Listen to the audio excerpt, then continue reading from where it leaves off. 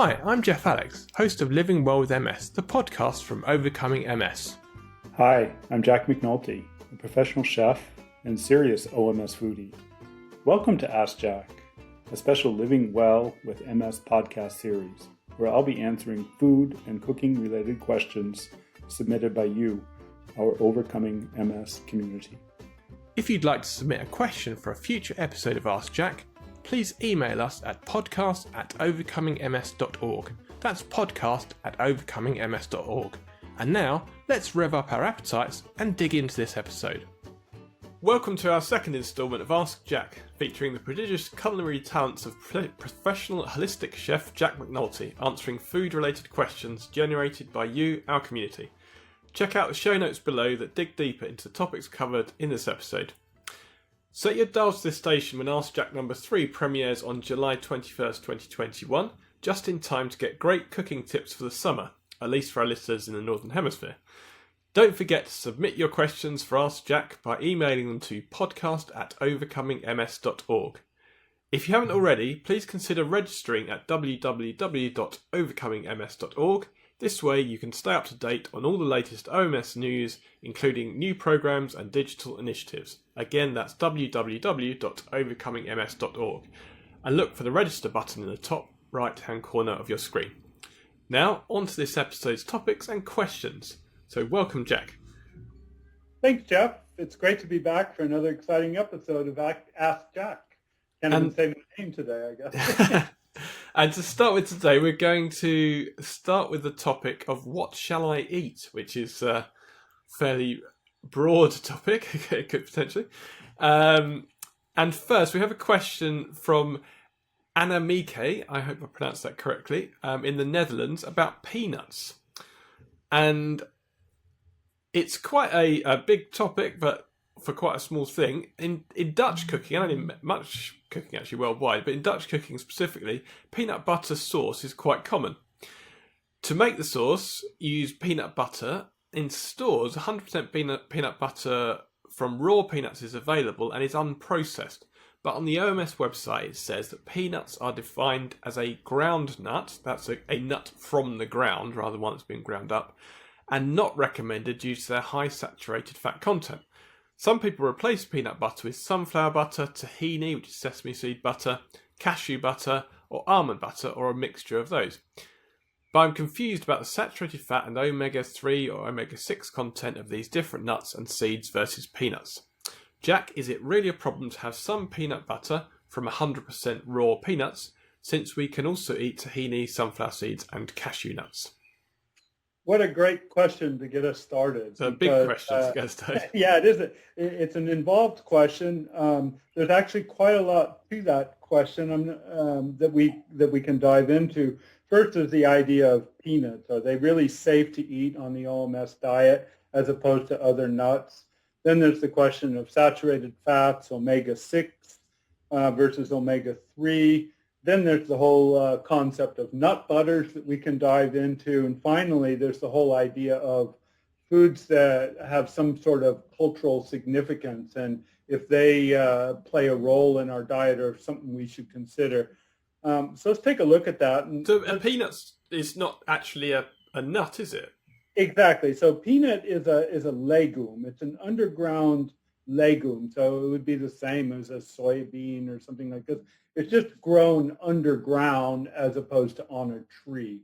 That's why it's called a ground nut as opposed to a tree nut. But it technically is not really a nut. So the makeup of a peanut is very similar to many of the other nuts in terms of the fat content, in terms of protein, in terms of fiber, all of these aspects of the nut. So a peanut will have roughly 48% fat, about 30% of which is omega-6, which, as we know, is inflammatory producing as opposed to omega-3, which reduces inflammation.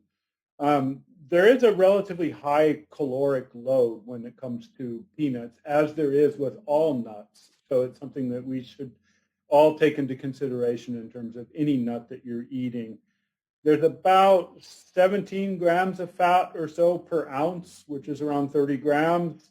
That's sort of mid-range, I suppose, in terms of comparing to all nuts. Macadamia nuts and pecans are the highest at 21 and 22 grams per fat, respectively. But the biggest problem with peanuts that may lead to some sort of confusion that's out there is the fact that because it's grown underground, they are susceptible to molds and pesticides. So there's a particular kind of toxin called aflatoxin, which can be a cancer-causing property. And a lot of people say that, eating too many peanuts are going to give you a problem. Well, this is true, but there are some things to take into consideration. First of all, when roasted, when peanuts are roasted, about 80% of those toxins are gone. They disappear, which is helpful because most peanut butter is going to be made from roasted peanuts. So a lot of people are going to say, well, what about the fact that they roast them in oils? Well, that's not always true because a lot of the peanuts are actually roasted naturally in their shell rather than tossed in some kind of oil. If they are tossed in an oil, that oil has to be listed in the ingredients. So you can always double check that. If eating just peanuts on their own, you can also sort of just visually take a check. So if there is a mold on it, it's going to discolor the peanut. It'll make it darker. The darker peanuts are generally things that you want to throw away, or really shriveled peanuts. Sometimes you get those, you crack open a shell or something, and you have a peanut that's very shriveled. Just toss that away. That's probably going to have some mold on it. So that's the first thing to look at is peanuts in general compared to other nuts, probably not any worse than any other nut in terms of fat content.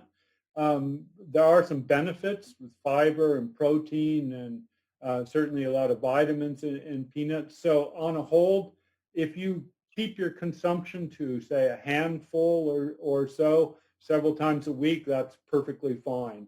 That handful is going to be about an ounce, about 30 grams or so. So not talking about a lot, but if you need a little peanut fix, having a little bit is perfectly okay. In terms of saturated fat, peanuts are roughly comparable to other nuts. So there's around 2 grams of saturated fat per ounce. So that handful is going to contribute about 2 grams of saturated fat. So most other nuts, almonds, walnuts, things like that, are going to be 1 to 1.5 grams. So it's not a huge increase. It is a slight increase, but certainly not 2 or 3 times more than other types of tree nuts. Now, when things get interesting is when you start looking at nut butters. So nut butters, cashew nut, almond nut, walnut, and certainly peanut butter, it's all going to be around 80 to 100 calories per tablespoon, which is a pretty high level of calorie intake, and about 7 to 10 grams of fat. So you're going to want to manage how much nut butter you're actually consuming. On the whole, a nut butter is in itself not going to be a huge problem on the OMS diet. Where you're going to run into issues is if you have that tendency to take one spoonful of peanut butter and say, my goodness, that tasted good. Let me have another one. And that goes into a third one. And then you do that the next day and the following day. That's where the problem is going to exist, is that overconsumption. But certainly 1 to 2 tablespoons here and there is not going to be a huge issue. And I think that the idea of using peanut butter is not going to be any different than tahini, which is made from sesame, if you're not familiar with that, or it's not going to be any different than consuming almond butter or cashew butter at about the same rate. Not very often, but helpful in certain things. And I think we're going to come to the topic of nut butters again a little bit later, probably with some other questions that may come up. Okay, so So, maybe I mean, talking about Dutch cooking, because they have a Yeah, lot of Indonesian yeah, influences from colonial times. So a exactly, satay sauce exactly. might that is where you might get problems that you've just got too much. Yeah, exactly. And so this is that whole idea of cultural influences. And I think that this is an important topic to talk about a little bit and to kind of dive into. Sometimes I think, in my opinion, sometimes I think it's important to go ahead and eat some of these foods occasionally, not overdoing it. To go ahead and make a standard Dutch saute peanut sauce with your meal and enjoy it because it doesn't. It gives you a sense of belonging. You know, if you start cutting too many things out, which I think is one of the great things about OMS, is very inclusive in a lot of respects. If you cut too many things out, it's going to give you stress. It's going to make you feel like, oh, you know, you're sick. You can't have this. You can't have that. Whereas if you do it every once in a while, you know, in a managed situation, it's probably not the worst thing that you can do for yourself. And I think it's really important also to limit um, going out in a restaurant and having these kinds of foods because you lose control over the other ingredients. So if you're making a saute sauce or something like this with peanut butter, do it in your home. They're very simple to make. And if you use a tablespoon of peanut butter to make a sauce for 4 to 6 servings or something, you're not going to have a huge amount of fat increase and it'll make a difference from a family perspective, I'm sure. Okay, thank you. So next question from Kirill in Bulgaria. The I've been told to say the slippery topic of oils. uh, on topic of oils though. So we've talked about different oils before. This one's specifically talking about grapeseed oil rather than Yeah. rapeseed or grapeseed oil. Is it okay for to use for baking? Mm. Okay, yeah, that's a good question. I do like your concept of oil slicks. You know, it's a slippery topic. So it's grapeseed oil. First of all, grapeseed oil is a waste product. It's made from a waste product. So it's made from the pressing of grapes, either for wine or for juice. And the strained out bit is going to give you the grape seed. So it's a cheap starting material. Grapeseed oil and grape seeds themselves are extremely high in omega-6 at about 70% or so. They have no omega-3 in them. They don't really have a huge benefit in terms of nutrition in the oil. So there's nothing really there that is health promoting or even neutral from that perspective. Everything seems to be a little bit more on the downside when it comes to grapeseed oil. So I would ask the question, why? Why would you? There are plenty of alternatives when it comes to wanting to use an oil and in baking, for instance, you can turn to an unprocessed rapeseed oil or extra virgin olive oil, or in many instances, and in fact, in most instances, you can eliminate the oil altogether, which is probably going to be your best option. Okay. And from Nick in Lincoln, Rhode Island, US, we have a question which is coming up a lot at the moment about plant based meat alternatives. So he's asking, Jack, are impossible burgers okay for people with MS who want to follow an anti inflammatory diet? And also, Impossible Burgers being a brand, there are other ones as well as Beyond Meat Burgers, and there are many. When we look in the supermarket now, and locally in the UK, certainly, there's a whole selection not just of a traditional veggie burger, which I would take to be actually vegetables in the shape of a burger. These are meat, fake meats, or meat. They're made to look like meat. So these sorts of meat alternative burgers, are these okay? Jeff, that's really a tremendous question, and thank you, Nick, for asking it. Boy, I was just in the supermarket the other day, and I was really surprised to see how how much these types of foods are expanding in the supermarket aisles. So where I was, there was meat alternatives to chicken, veal, burgers, sausages, you name it, and it's all available now. Question becomes, is it really something you want to consider eating? And it's really an important topic. In fact, I think we'll talk about that a little bit later, but the next episode of Ask Jack, we're going to go into detail on that and make that a particular theme, but we'll touch on that a little bit later. But back to your question, Nick. In terms of the Impossible Burger, let's just start there. If you go to their website, and you look for the ingredients of an Impossible Burger, you'll find that they're made with water, soy protein concentrate, coconut oil, sunflower oil, natural flavors, potato protein, soya hemoglobin, and the soya protein isolate. So there are a lot of processed elements when it comes to making an Impossible Burger. Some of those have been shown to maybe have some digestive problems, especially with the soya hemoglobin, which is unique to the Impossible Burger, and it gives the Impossible Burger this sort of bleeding sensation. That's what that is. But some people have reported that they cramp up, they have a lot of issues with digestion after eating an Impossible Burger.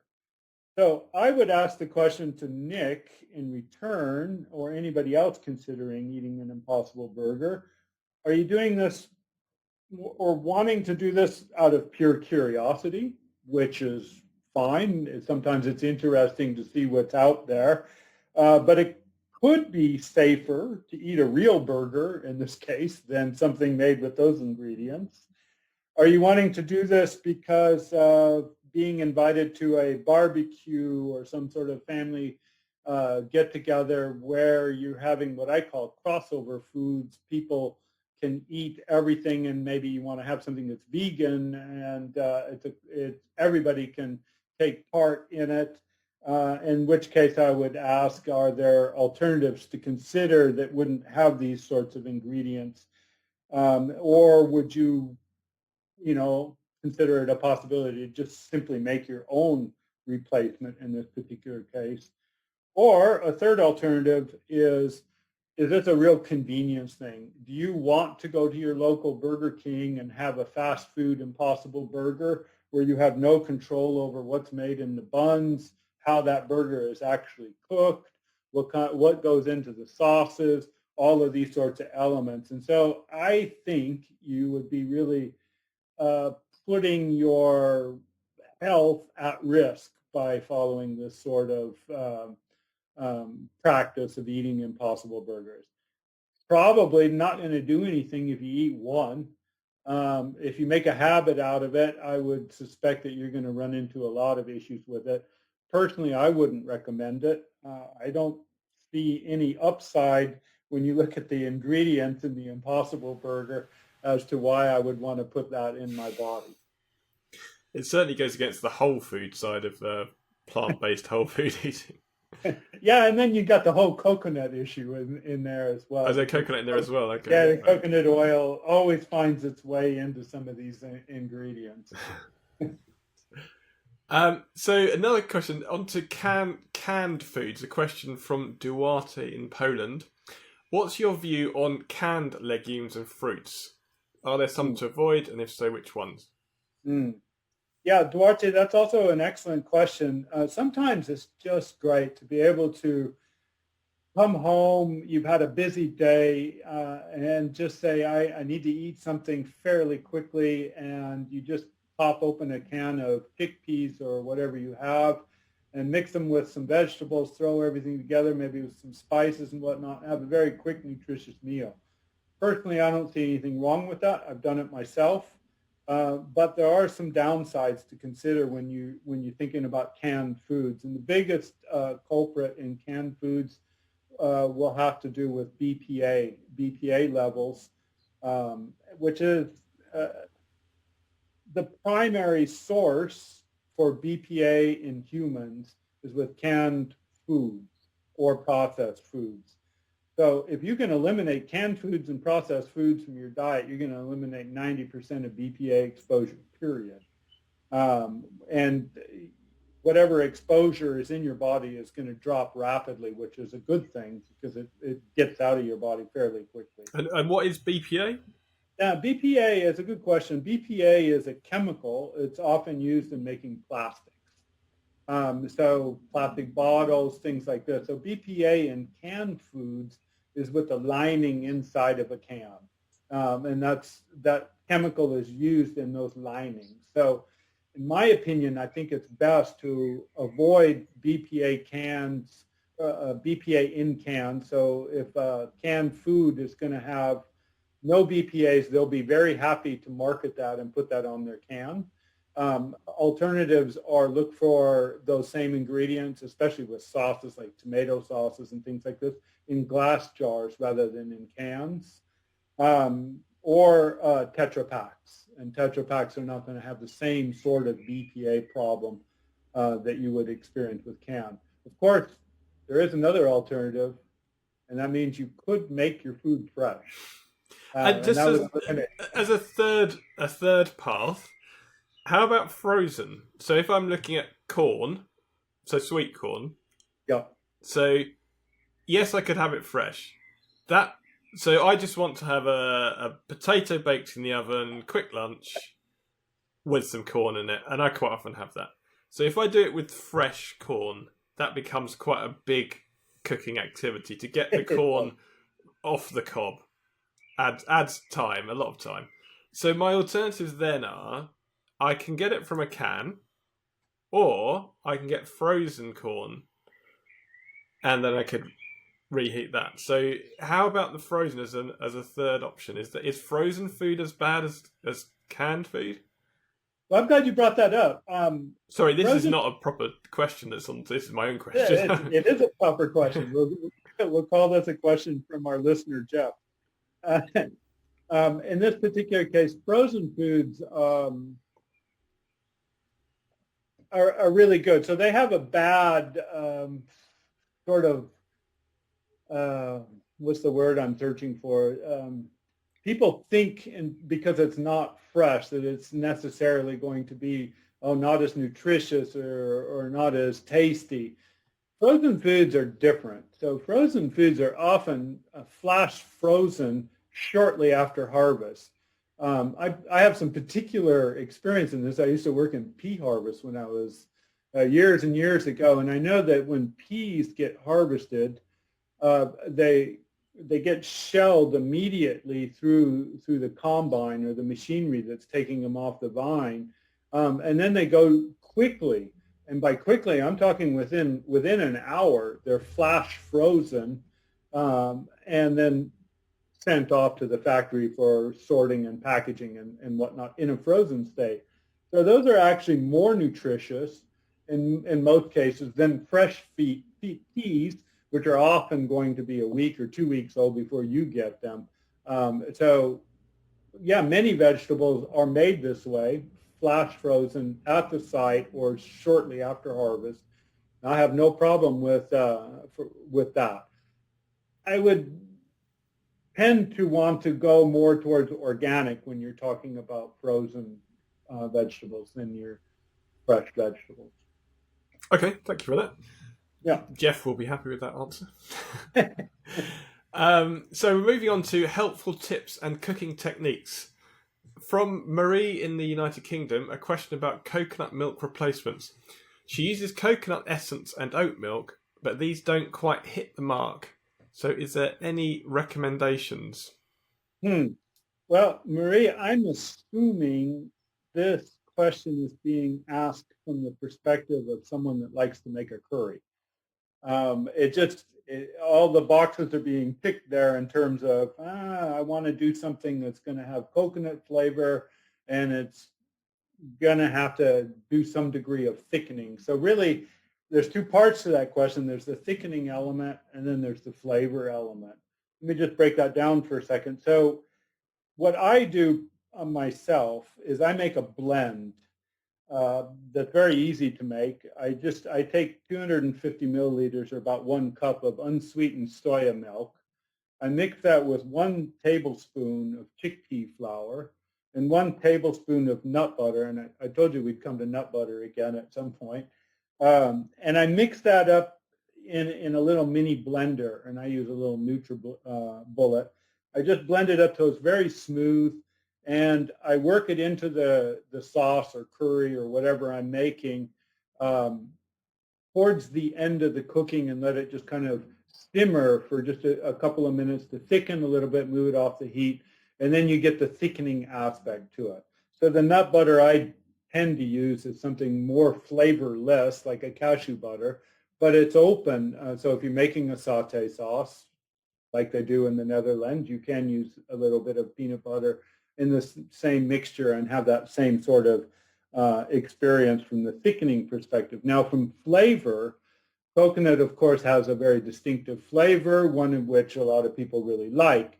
What you can do to add some of that coconut flavor into this mixture is simply using a little bit of coconut water in replacement of some of the soya milk, and boost that a little bit with some coconut essence also. So that's easily purchased in most supermarkets. Drop a few drops in there. Be careful because that's very synthetic. You don't want it to taste too much like chemicals. And then just mix that together. But add that really at the end.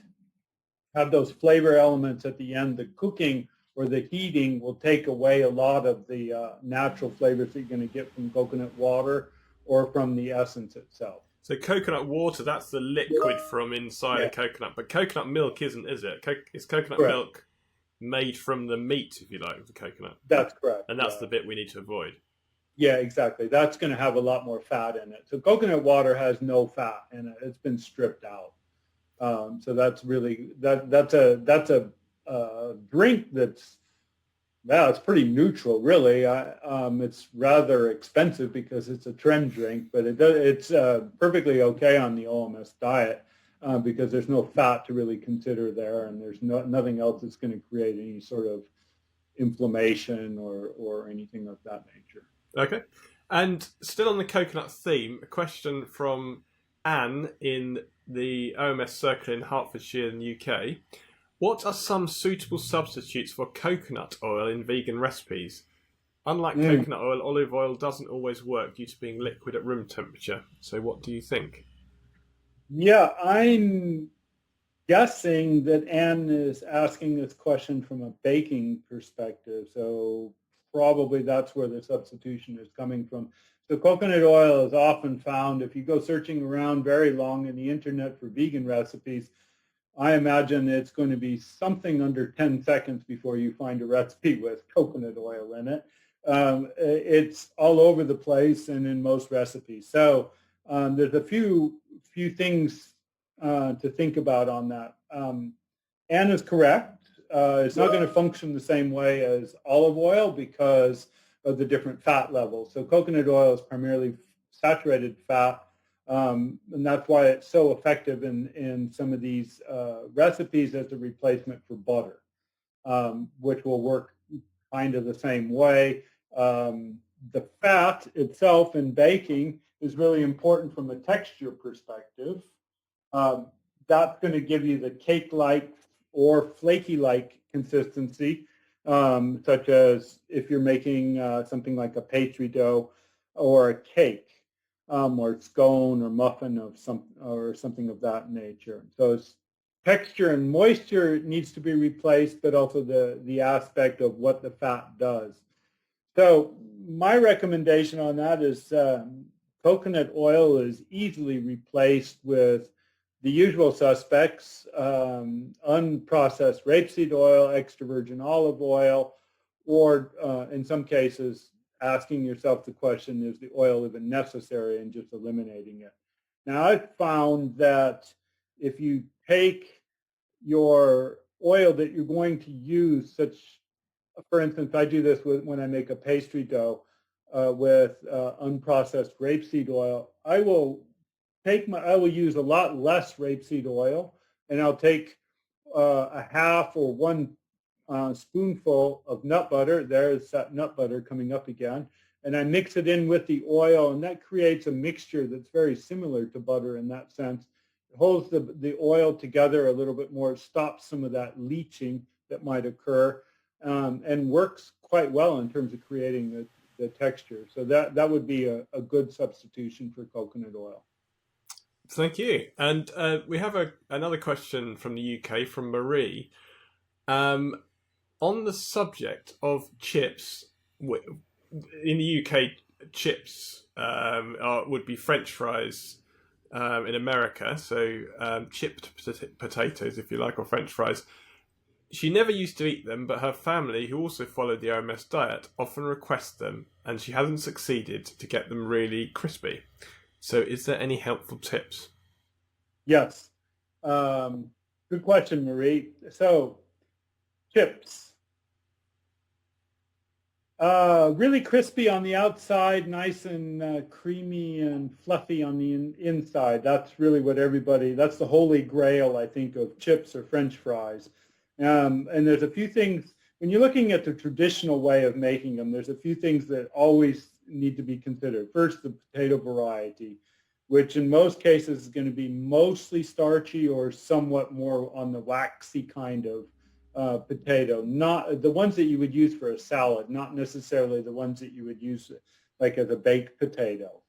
The surface starch needs to be removed. If there's too much surface starch when you cut into the potato, that starch is going to cook really fast, and it's going to get dark very quickly and almost create sort of a burned, caramelized flavor before the inside is properly cooked. So that's often washed out by soaking.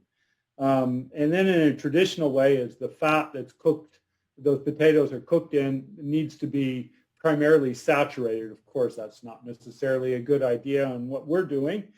And then there's the double cooking of the potato. So first the potato is blanched, usually pre-cooked, usually in oil, cooled, and then cooked a second time in oil. So it's double deep fried, if in essence, or double cooked in oil. So to do all of this in a more OMS friendly way, let's take a look at all of those elements and how I would do it. So I choose a potato variety in this particular case that's relatively starchy.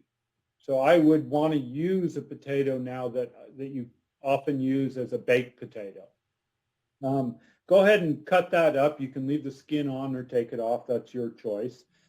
The next thing you're going to want to do is you want to parboil the potato. So usually that's just in a pot of salted water for about 15 minutes. And one trick on this is to add about a half a spoonful of lemon juice, something acidic, into the water. And that acid is going to help the starches on the surface gelatinitize.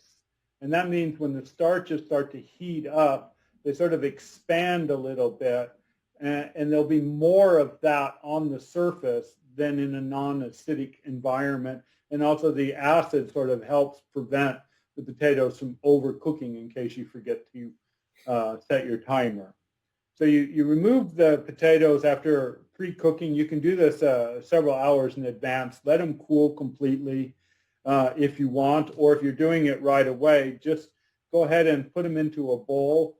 Let the excess water sort of evaporate off them, and toss them a little bit with a spoon to kind of create a few little rough edges on the surface. That's going to be real helpful in terms of the browning. Now, you can, if you want, you can add some oil, just enough to coat the potatoes at this point. So I would use an extra virgin olive oil in this particular case. That is optional. The oil is going to maintain some of the moisture in the chip or French fry when you cook it in the oven. If you leave the oil out, the potato will taste a little drier. To some people that doesn't matter. To others, they like it a little bit more moist. So that's why you would just toss just enough to coat the potatoes at this point. Then you want to make sure your oven is preheated preheated and relatively hot. So around 200 degrees centigrade to 225, that would be 400 to 450 Fahrenheit. And you want to get a baking pan, but don't put any paper or coating on the baking pan. Just put the potatoes directly on the pan. Ideally, you want to preheat the pan as well. And just get the potatoes in there. You're going to take about 15 to 20 minutes or so, depending on how big of a slice you cook, to cook the potatoes. Now, a lot of people, what they like to do is about halfway through, they go, oh, they're turning brown. They want to get the spatula out and move those potatoes around, but the potatoes are still stuck to the pan. And when you do that, you're going to remove some of that crispy exterior that you just created. That would be a bit of a shame, I suppose. A potato is going to release itself from the pan once it's done. So just have some patience there. Now, the obvious question that's going to come up is, well, isn't that in essence creating a harmful surface on the potato when it's cooked at that high of a temperature and the surface temperature? So last session of Ask Jack, we talked a lot about the cooking temperatures in an oven and surface temperatures and all of this sort of thing. So I've checked on potatoes, and I know that the interior never, ever reaches more than about 80 degrees centigrade or well within the range on Fahrenheit. I don't know, what is it, around 28, 27 degrees or so. 80 degrees centigrade. So I forget what that is on Fahrenheit. You guys can look that one up. At any rate, the surface temperature will rise to at least 120 degrees. So you don't want to cook it very long. That's important to get the caramelization on the starch, and that creates the crispiness. If you take the potatoes out too quickly, the steam from inside the potato will rise to the surface of the potato, and the crispiness will start to soften, and then you'll have a soft exterior. So it is kind of important to get it to that right point, but don't take it too far so that it gets really dark, and then you're going to get into that area of, well, it's probably not the safest thing to eat. Okay. On to another topic, fun recipe ideas. And we've got a question from a listener in the UK on sour cream.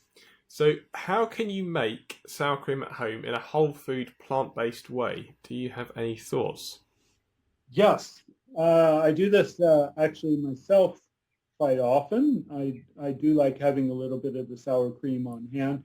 I think it's really helpful in this case to have a high-speed blender. Something like a Neutral Bullet will work. They're not that expensive. Something like a Vitamix, much more expensive, but very versatile. Works really great. And so you have a couple of options here. You can do it tofu-based, or you can do it cashew-based or nut-based. And to do something tofu-based, by the way, I'll leave a link on the show notes for some recipes here, so don't worry so much about the actual amounts. But basically, to do something tofu-based, you're going to want to use I call it a sort of a soft tofu, but not too soft, like a really soft silken tofu. They have silken tofu that's called firm silken tofu, if that's not too confusing. That's about the same consistency. So you don't want to necessarily use a really hard tofu for this, but just get a tofu that's relatively soft. Mix that in with, I like to use a little bit of soya yogurt at the same time. That adds a little bit acidity to it. I put some lemon juice into my mixture, a little bit of white wine vinegar. I season it with salt, and I add a little bit of oil just to make the mouth feel and a little bit smoother. I find that if it's not there, it's okay to use, but it's a little smoother on the mouth with a little bit of oil. I just simply blend everything together. You can add garlic, you can add herbs to that, a lot of different ways to flavor it, but it's a very simple thing to make. And it will last about 2 to 3 days in the refrigerator. After that, it begins taking on some sort of funky flavors, which are not so pleasant to eat, or smell for that matter. Using a nut, so cashews work the best because they blend up the nicest. So I find that soaking cashews first for several hours really is helpful.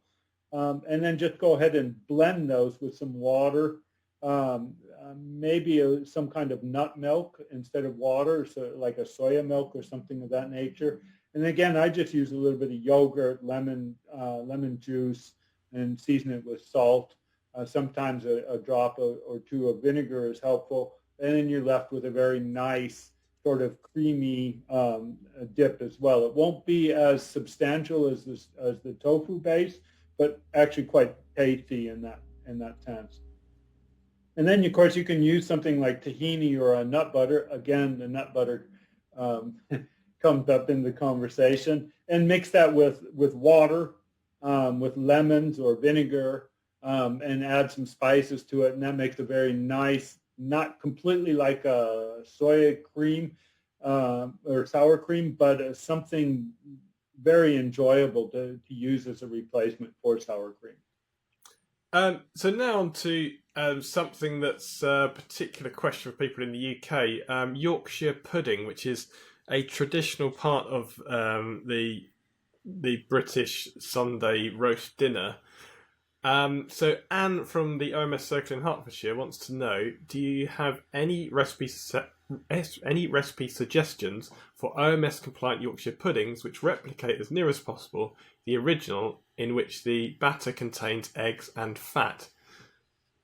A particular member of her circle in Hertfordshire always complains that everything she tries leads to Yorkshire puddings as flat as pancakes. So do you have any tips? Are you aware of what a Yorkshire pudding is? To start yeah. Hey, as a chef, I know very much what a Yorkshire pudding is. I just think it would be probably not in my place as an American to comment too much on a Yorkshire pudding. But let me tell you this. I know a Yorkshire pudding is one of those chef challenges. It uses common ingredients, not too many ingredients, and it's technically very challenging, even when done in a traditional way, to make a proper Yorkshire pudding that should be risen adequately, should have a crispy exterior, really fluffy and light inside, that sort of thing is what you're looking for. So it's sort of like the challenge of making a souffle, I suppose, from a chef's perspective. Everybody wants to make one because they're difficult to make, even though they use simple ingredients. The challenge with doing a Yorkshire pudding in a OMS compliant manner is not so much with replacing the ingredients, which is primarily going to be replacing eggs and fat. Those things on the surface, those are doable. That's something that can be done on the OMS diet.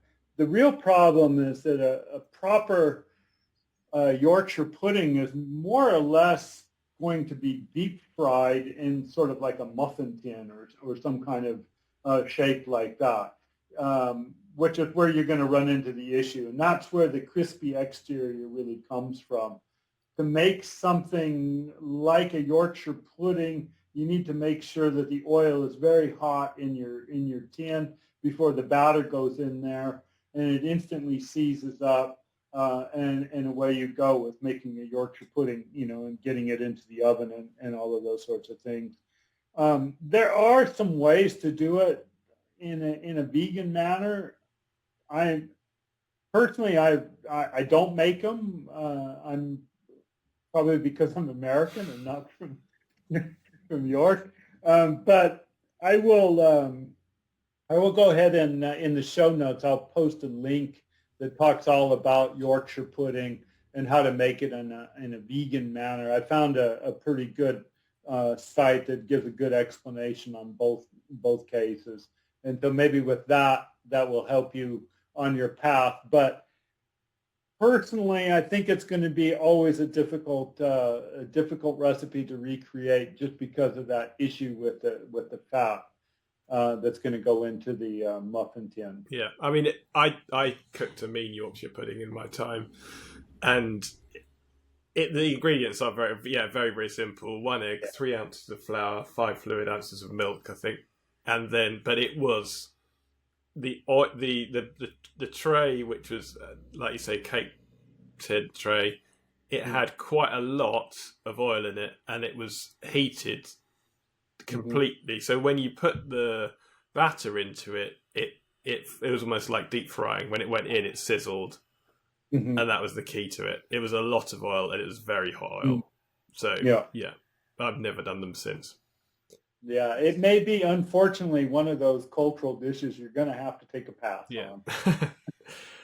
on. So the next question on our fun recipe ideas, Anne had another question that might be relevant to many of our listeners who love to bake. How do you make cakes taste light and moist when many of the ingredients needed to do so aren't OMS friendly?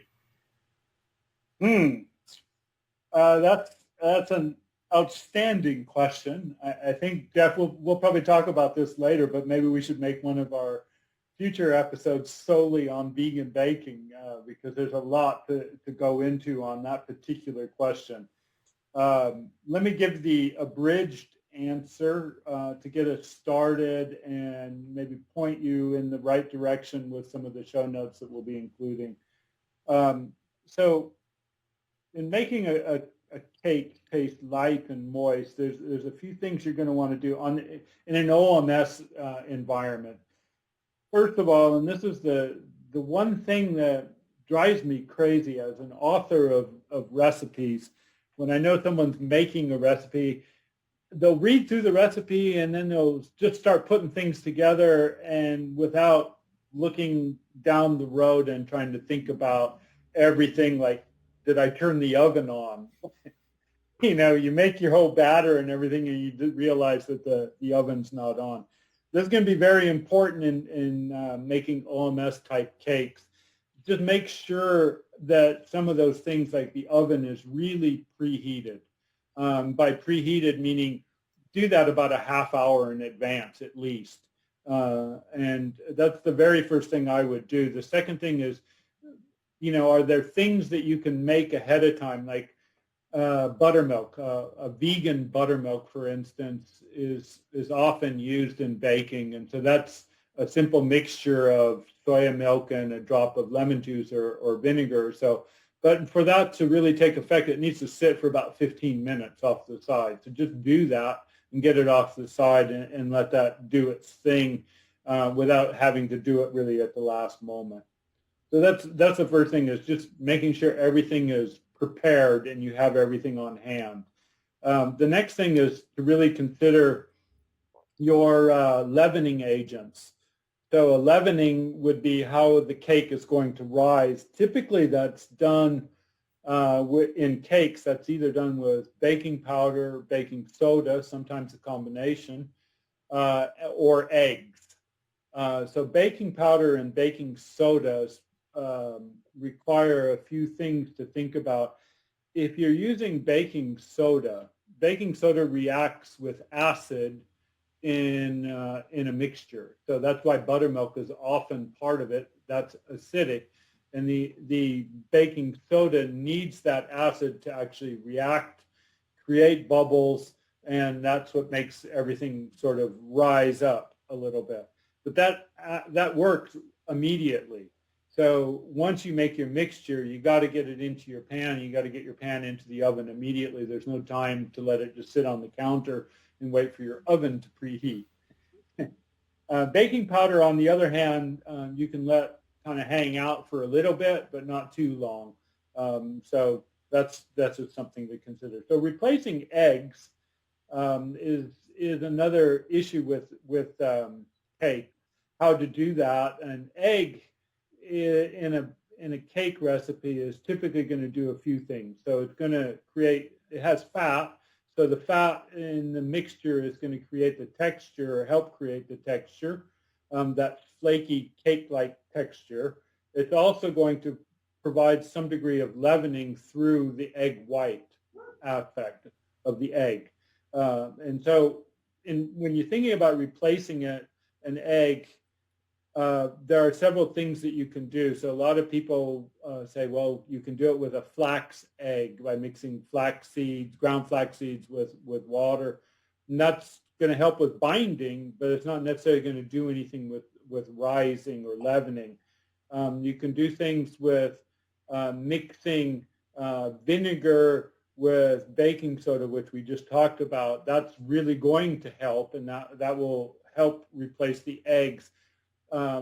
Personally, I like using a mixture of silken tofu, a very small amount, with usually with a little bit of aquafaba, which is the water from cooking chickpeas, and just mixing that together to create a sort of egg-like consistency. And that works quite well in terms of adding leavening, especially if you add just a touch more baking powder to the mixture.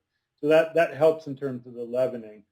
Fats are what's going to give you the texture of a cake, the real crumbly-like feeling. And so mostly cakes are made with butter, and that's usually easily replaced in a recipe by using oils. So butter is 80 to 82% fat. So if you just do the arithmetic, you can replace the amount of butter in a recipe by just adding 80% of that as just a fat, and then just making up the rest in terms of just by adding water, really. Beating is another issue that's, or over mixing in a cake that's going to cause it to be very dense. So if you over mix a batter, it's going to create glutens, and those glutens are going to create a sort of dense texture in your cake, which is obviously what you're not looking to make. So when mixing your batter, it's important to just have all of the wet ingredients off to one side, mixing it all into one bowl. Take all your dry ingredients, mixing them all together in the other bowl. Helpful if you sift it all together to make sure there's an equal distribution of all of those dry ingredients. And then you add simply the wet ingredients to the dry ingredients. I usually do that in thirds, and I just take a spatula and just easily just sort of folding it in. That means just lifting the spatula to the bottom, or putting the spatula to the bottom, lifting it up and turning it over, and just doing that a few times to mix it together. In a cake, it's okay if there are still little bits of flour that you see. That will sort itself out in the baking.